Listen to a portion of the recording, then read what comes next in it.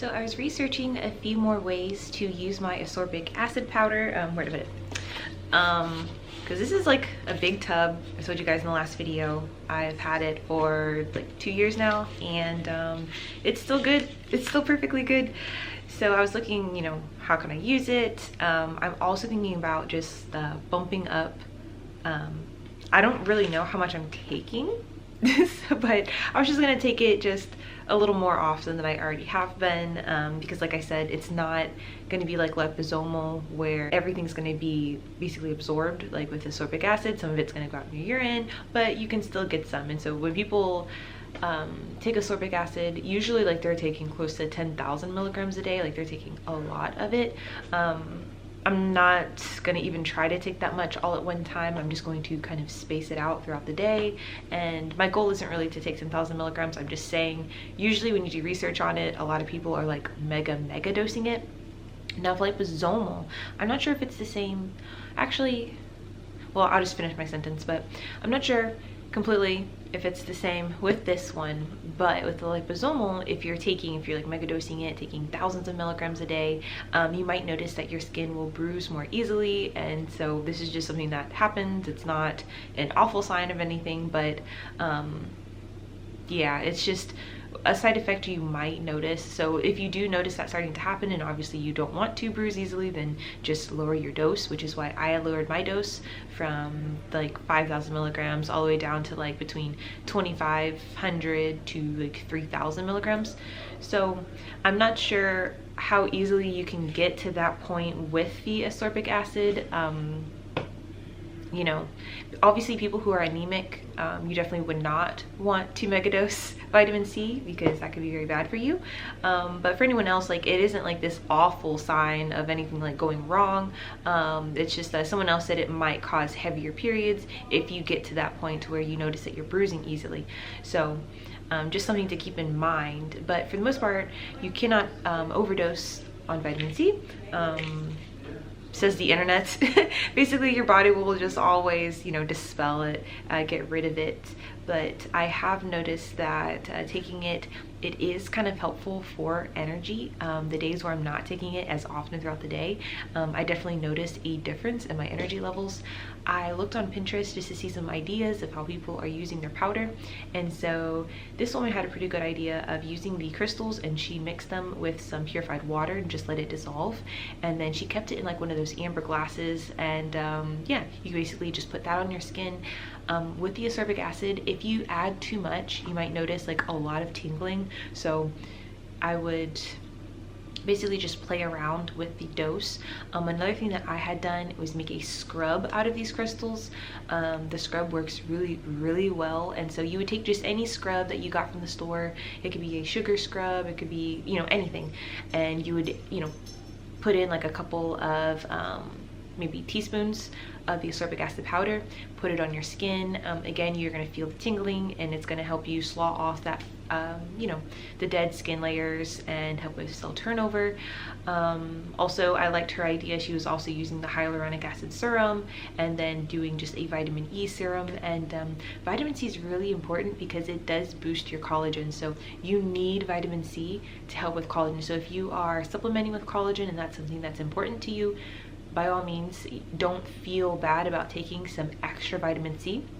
Like I said, the only negative side effect that I've noticed of taking extra vitamin C is when I noticed my skin started, you know, it would bruise more easily. Like if I would, you know, run into like the side of the bed or something, I would usually have a bruise within like an hour. So if you do notice that, just obviously scale back and you'll notice it'll completely go away and you won't have that issue anymore. But for most people, it will help with their skin being, when you use it topically as well as internally, it'll help you with your skin being brighter. And also with the vitamin C, if you are you know, taking in foods that have like a lot of preservatives and all other like just crap in it, if you are you're worried about like your air quality, taking in the free radicals, if you're getting sun, it's good to use vitamin C because being exposed to sun, it'll zap your vitamin C as well. Remember, our bodies do not naturally make vitamin C, so we have to get it through the foods we eat or the things we drink or supplement it or use it topically. So you know, all those things will take away your vitamin C, but also the vitamin C will basically replace you know, kind of like the glutathione. So it's like if you were around someone who's smoking a lot, obviously your air is going to be, you know, polluted. Your body would use the vitamin C to fight those toxins rather than using your glutathione to fight those toxins, and that's so important. And so that is why we see a lot of these articles and on a lot of these forums where some people are like, you need to be taking more vitamin C than you're taking glutathione. So at least equal the vitamin C to the amount of glutathione you're taking, or take more, because if you are around these things, if you are getting sun exposure, or, you know, eating foods that have, you know, questionable ingredients where your body is looking at it as a toxin, or if you're drinking, or if you're around people who smoke or whatever, you know, your body will use up the glutathione as it's supposed to do, because, you know, your glutathione is used as immune defense to keep yourself healthy. But if you have more vitamin C in your system, your body will use the vitamin C first. I thought that was pretty interesting. So for someone who is starting off on your skincare journey, I would not recommend you take less vitamin C than glutathione you're taking, just until, like, I would recommend you do it the way tons and tons and tons of other people have done it, and not the way that I like to experiment with taking it, because everyone's going to be different. So not everyone's going to have an issue where they're taking 5,000 to 10,000 milligrams of vitamin C and they're bruising easily. Also, I think it's good just to do like the tried and true way. So if it's working for everyone else, taking equal amounts of vitamin C to glutathione or more, then just continue with that. But after you get confident in your results, you start seeing results, and, you know, you're feeling like, okay, good, this is working, I'm not wasting my money on all this glutathione and all this vitamin C, then you'll have the confidence to, like, you know, play around with your dosage, maybe scale it back a little bit. But if you're just starting off and you're still kind of skeptical, or if you just really want the quickest results you can get, then by all means equal the amount of vitamin C to that of glutathione you're taking. So if you're taking liposomal vitamin C, equal that. If you're taking the ascorbic acid powder, I would say take a little bit more than what you're taking of glutathione, because it's not all of the ascorbic acid that you take, it's not all going to get into your bloodstream, because some of it's going to go out in your waste. That's just how it is. And so when you're taking this, if you wanted to take, let's say, 10,000 milligrams of ascorbic acid powder a day, I would not say to do 5,000 in the morning and 5,000 at night. I would say try to break it up into smaller segments, because it has been clinically proven that the smaller dosages we take, the more our bodies are able to absorb all at once. So if you if you, like, you know, flood your system with all of this vitamin C at once, when it's ascorbic acid powder or something like that, then some of it will go out in your waste and in your urine. But if you do just a little bit, your body's able to use it, instead of just, oh, I have too much, and then it gets rid of it. I hope that made sense. So for liposomal vitamin C, because it is protected by the liposome, that means it's not immediately going to go into your waste if it isn't needed right away. Your stomach acid isn't just going to basically tear it apart. So with liposomal vitamin C, if you wanted to take, you know, a large amount at one time, that would be okay, because it's a different way of getting your vitamin C. But if you are using the powder, which obviously this is the cheaper route and you're gonna have more of it, then I would say, you know, make sure that you're taking it in increments. And so if you need to break it up to taking it 3 to 4 times during the day, then just do so. And you could always, like, get a little container, a container that protects it from the light, and also protect it from the heat. So don't, like, keep this in your car. Also, don't refrigerate this, but you know, just put it in a little container and you can have it all throughout the day. And it's really easy to just put some in your mouth, drink with water, and you're good to go. Also, I got this message I thought was really helpful, so I'm going to read it to you guys. Basically, they say, I switched to ascorbic acid powder from liposomal a couple months ago, and I'm loving it so far. The glow and energy you get from it is undeniable. If I'm not mistaken, the purpose of taking vitamin C with glutathione is so that the vitamin C can use itself as a free radical scavenger, therefore preserving your glutathione so that you have more of it to be used to inhibit tyrosinase and form pheomelanin.